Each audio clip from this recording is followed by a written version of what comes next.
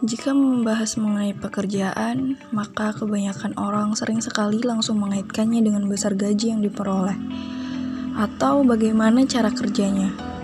Harus berpanas-panasan kah? Atau di ruangan ber-AC kah? Tak sedikit juga dari masyarakat yang memandang rendah pekerjaan-pekerjaan kasar dengan membanding-bandingkan gajinya dan juga resiko pekerjaannya dengan pekerjaan kantoran.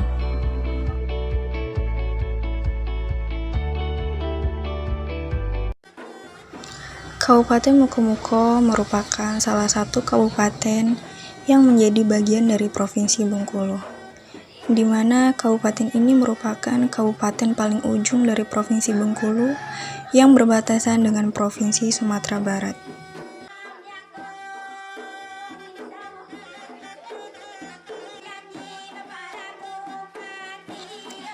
Di kabupaten ini terkenal dengan hasil kelapa sawitnya yang melimpah, dan Desa Bandar Jaya termasuk juga di dalamnya. Banyaknya lahan sawit yang ada di daerah ini, baik yang di bawah naungan perusahaan ataupun milik warga, menjadikan kabupaten ini sering dipandang oleh masyarakat di Provinsi Bengkulu sebagai daerah yang kaya. Kabupaten ini kemudian banyak didatangi oleh para transmigran, terutama yang berasal dari Jawa, untuk mencoba peruntungan dengan mencari pekerjaan di daerah ini.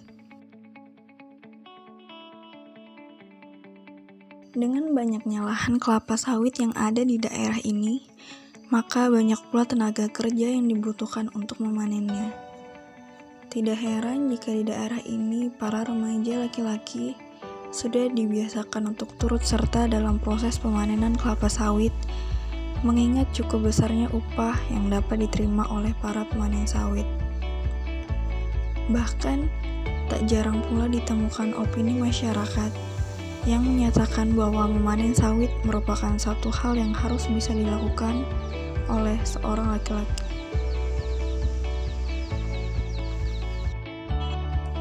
Tak adanya pengaman, tunjangan, dan jaminan keselamatan menjadi sebuah resiko yang harus diambil oleh seorang pemanen kelapa sawit, khususnya yang bekerja di atas nama pribadi, bukan di bawah naungan perusahaan atau PT.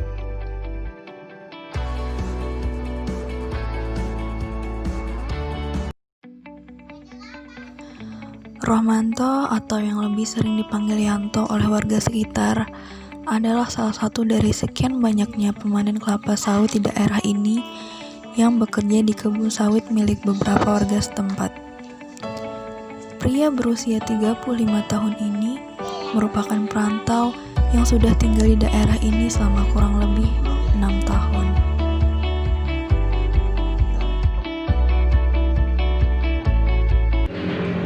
Mulai saya manen sawit itu sekitar tahun 2013 kita mulai manen. Untuk luas lahan yang kita panen dalam satu harinya sekitar 3 hektar, dan dalam satu bulan saya manen itu nggak full 30 hari tapi cuma 24 hari. Jadi total untuk satu bulan saya manen itu sekitar 72 hektar. 1 tahun belakangan, ia dilantik sebagai salah satu kepala dusun di Desa Bandar Jaya. Dengan pelantikannya ini, maka otomatis mengurangi jam kerjanya sebagai pemanen sawit.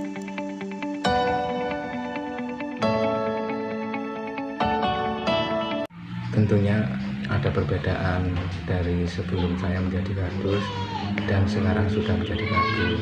Kalau dulu saya manen itu dalam satu bulan bisa 24 hari, dan sekarang setelah saya menjadi kadus manen dalam satu bulan paling cuma 8 hari, karena untuk perangkat desa sendiri diwajibkan ngantor seperti PNS, jadi libur cuma hari Sabtu dan Minggu.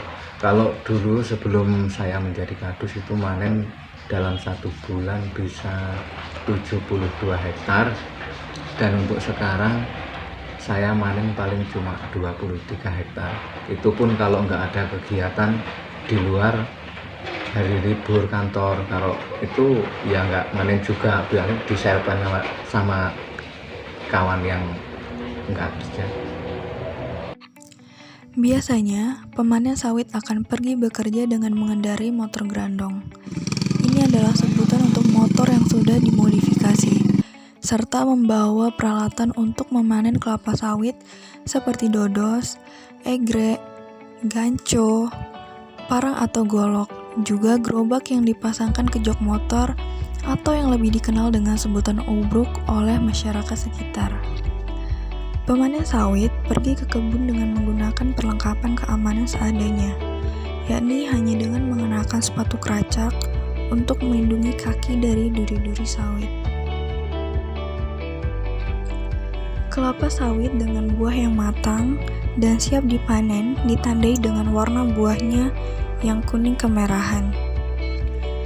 Pemanen sawit harus teliti dalam menentukan buah sawit yang siap panen, karena itu akan menentukan kualitasnya.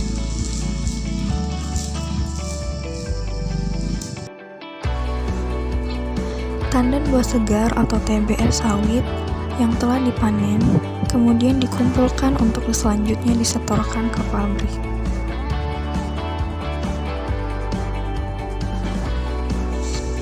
Pekerjaan sebagai pemanen kelapa sawit membutuhkan tubuh yang sehat dan kuat. Kekuatan otot lengan seorang pemanen sawit sudah tidak diragukan lagi, mengingat tidak ringannya egrek yang mereka gunakan untuk memanen. Pemanen sawit juga harus siap dengan resiko terkena cedera ataupun kecelakaan kerja lainnya, seperti yang dialami oleh Yanto. Untuk cedera itu sendiri saya pernah mengalami, dari cedera yang sangat ringan hingga cedera yang sangat berat.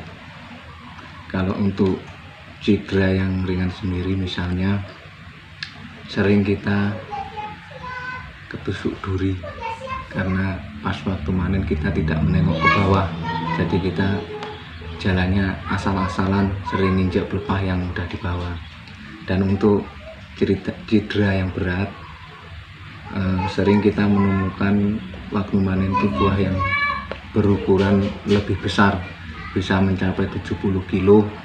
Jadi kita kewalahan untuk mengangkat buah.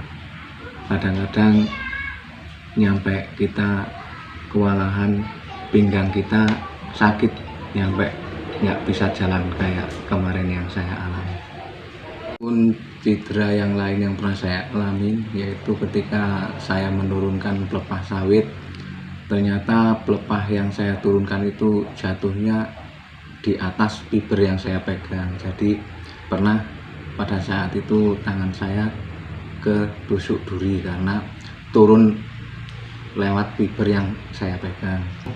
Kadang posisi lahan yang agak kayak mereng kayak gunung gitu, terus malamnya hujan, jadi untuk kita manen terlalu licin, kadang kita terpeleset bisa jatuh. Selanjutnya juga kadang banyak pohon-pohon yang dulu itu udah busuk, berlobang, jadi tidak sengaja kita jalan itu kakinya bisa masuk lubang dan terkilir. Jadi memang sangat banyak resiko saat kita manen sawit. Sebenarnya mudah tetapi sangat beresiko. Pekerjaan ini tidaklah mudah dan juga tidak dapat disepelekan, karena upah yang bisa didapatkan dari pekerjaan ini pun cukup menjanjikan. Banyak pemanen yang kemudian standar hidupnya meningkat setelah menjalani pekerjaan ini. Oleh karena itu, tidak semestinya kita merendahkan dan menyepelekan pekerjaan seseorang, serta harus senantiasa saling menghargai satu sama lain.